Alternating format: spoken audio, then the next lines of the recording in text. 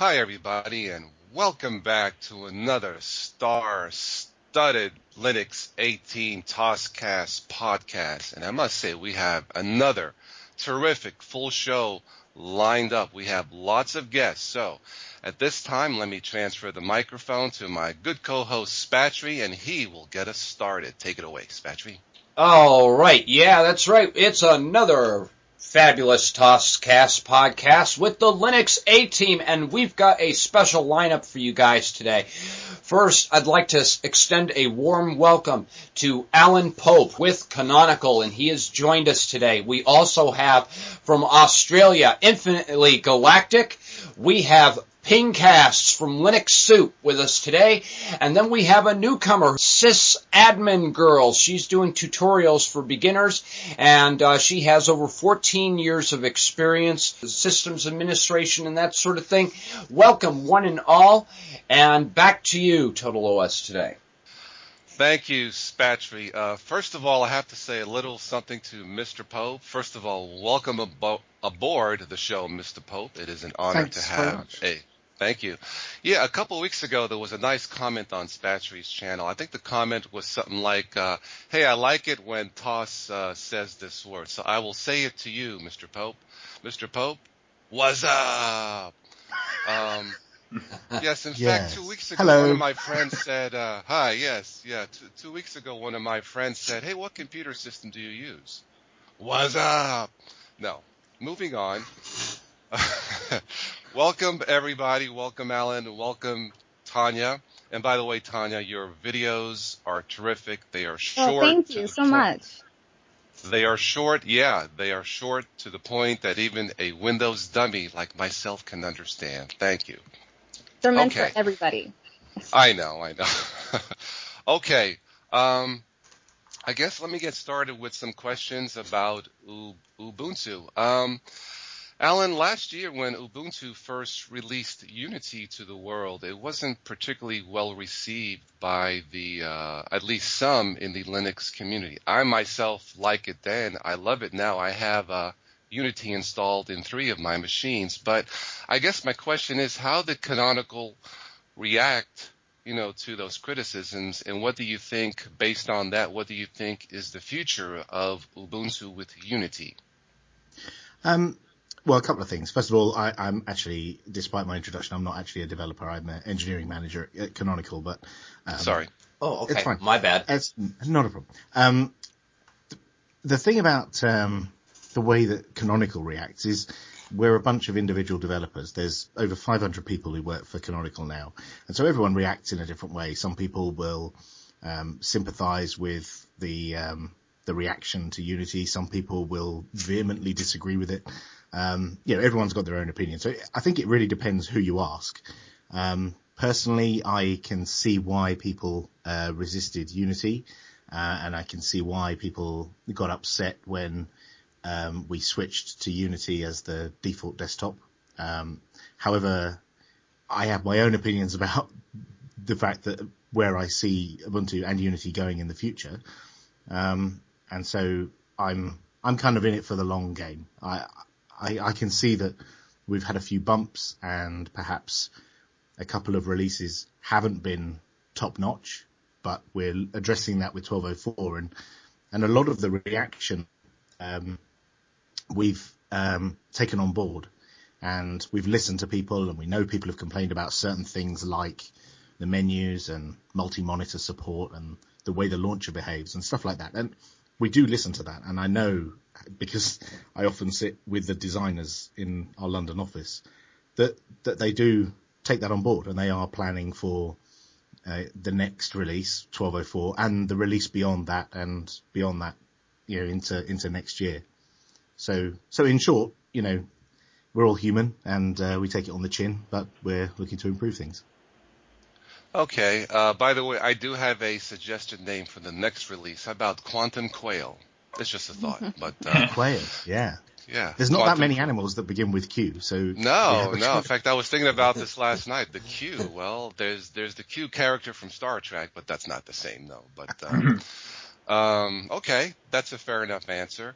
I do have one more question before I forget, and this is something that really kind of kind of gets to me. One Go second. on. Tell me how you feel.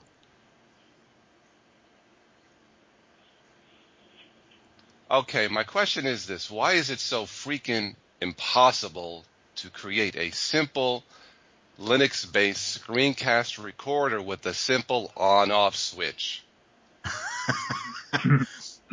Yeah, that's a pain, isn't it? I've been using various tools for doing screencasting for some time, and I've tried them all, and in various ways, every single one of them suck. Thank you, sir. It's not just Yeah. Oh, you're totally right. I don't think anyone's written a perfect screencasting app. There is one that I'm involved in terms of helping the developer testing and that, and it's called Kazam, Kazam. Kazam for the win. You got it. Yeah, it's pretty good, and there's some features in there that I've suggested to the developer David, who's working really hard on it, and he's got it into the repository in Ubuntu now, so you can in 12.04 and above you can just apt-get install Kazam or Software Center or whatever. It's not perfect, but it's under active development, which can't be said of pretty much any other screencasting app on the Linux desktop. So I'm focusing my attention on Kazam. Okay, one last quick thing. When are my customizations coming back in Unity? They were the way they were in GNOME 2, such as right-click, add to applets on the panel bar. I mean, is that gone? What you mean, icons along the top bar, along the top? Yeah, of the like screen? to add like applets, like the weather applet, or how in like 2 years ago in Unity, or not Unity, but in Ubuntu, you could just go to the panel bar, right-click to add the applets, like the weather applet. Yeah. I'm not entirely sure, but I have a feeling that was taken out when we went to GNOME 3. Right, but is that coming back, or is that something that is completely gone? Well, I think it is back in a way, in that, for example, there's one that shows system information like CPU, memory, swap, and all that kind of stuff. And I've added that one to my system panel. Okay. But we call it a different name now, so it's called the indicator area. That whole area in the top right-hand corner of the screen is for what we call indicators. And I've installed that. It's not quite as straightforward as right-click, add to panel, and there's a predefined list of. That's what I missed. Yes, sir. Yeah. Yeah, I miss that too in some ways, but equally, I am kind of liking the clean desktop, and I quite like not having too much stuff up there. But I can appreciate that other people feel differently. That's fine. So I think I didn't quite answer the question. No, that's a fair enough answer. Let's see. Well, thank you. Tanya, how about if you ask a question or a comment? Well, I'm just wondering where they see Unity taking Ubuntu. I mean, I'm sure everybody's wondering that, right? We hear a lot. I see a lot of press releases and stuff, but I'm just wondering his opinion. So Mark Shuttleworth, who's the commercial sponsor and design lead for Canonical and Ubuntu, blogged a little while ago that he's made these pronouncements like we're going to have 200 million users in a couple of years, and that would be amazing. Well, yeah, I would love that. What's he smoking? Well, it's not that hard, given that we're already well over 20 million. So, it's a factor of 10, but that's still even if we went to 200 million, that's a tiny dent in the market, in the Windows market. So I don't think it's that hard. And he also blogged about the fact that by 2014, he wanted to be on other devices. So on the TV, on the tablet, on a phone, that kind of thing. And we've seen some of that in press releases and demonstrations at the Consumer Electronics Show and Mobile World Congress last week, where there was a convergence device and the TV was shown off, and they're both running Ubuntu. So if you think you could buy a TV with Ubuntu on, if you could do that, then that instantly means you could potentially get many millions more users. Okay, they're not using the desktop, but they're still using Ubuntu, and it's still Unity. So perhaps that 200 million target, which is kind of aspirational, but perhaps that could be hit by branching out to other devices like tablets, phones, TVs, fridges, toasters, whatever. Possibly, sure. Possibly, yeah. Mm-hmm. And I don't think that's an unreasonable aspiration, given, arguably the desktop market is somewhat dying. People don't generally buy desktop PCs anymore. Most people buy laptops, and a lot of people seem to be buying tablets. And people. Okay, that's not everyone, and there are certain parts of the world where you can't afford a tablet, and a laptop is prohibitively expensive. But still, a lot of people are buying them. So it makes sense for us to be in that kind of space as well as Android and iOS and all the other options. No, I think you're absolutely right. If you could somehow get a microchip in the Android smartphone, you could definitely reach that goal. And I, really hope that's possible, because I would love to see Ubuntu in more people's hands. Okay. Yeah, totally. I'd love to have a phone that ran Ubuntu that I could, go, hey, look at that. That's running Ubuntu. Yeah, I saw the videos. They look really cool. I would love to have one when they come out. So imagine just carrying my desktop around with me. Yeah, that would be cool. Yeah, and I saw that article myself, and I just thought that was the coolest thing since sliced bread. Here you've got a phone that has your Ubuntu system on it. You just dock it at home, and then your phone turns into a full-blown computer. How cool is that? I mean, this is really going to bring Linux into the computing world in a big, big way, and I'm being a broadcaster, I'm doing my best to stay on top of the news, and Canonical is really doing a lot of different things. We've got Web TV or Ubuntu TV that's coming out soon.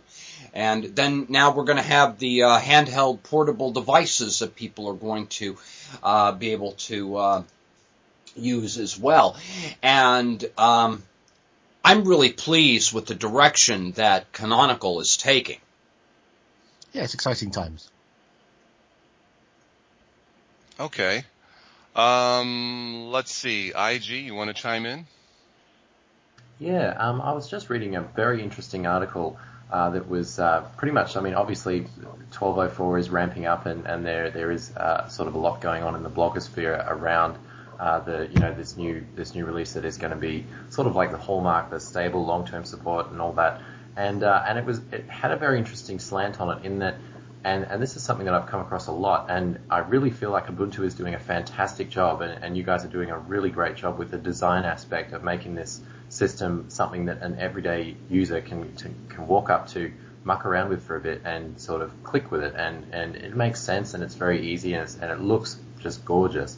But the thing that this article was talking about was just the sphere of apps that are built up around the Linux system, and just sort of the what would be the word, the disconnectedness of the app universe, and that there are so many different app libraries that are all built into Ubuntu, and it has to try and build a compatibility for all of these different libraries and all of these different toolkits.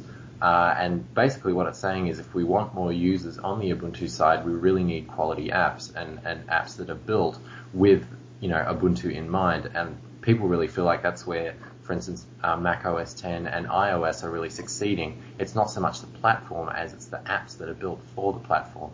And so long term, once Unity is at a polished state where you guys are happy with it, do you see Ubuntu or Canonical taking on any sort of application development? That's an excellent question, and I completely agree with you. It is a big issue that if we put a tablet computer out there tomorrow, and I can tell you for now that's not going to happen. If we did, and it ran Ubuntu standard, Ubuntu with Unity, it would probably suck pretty badly for everyone, because the user interface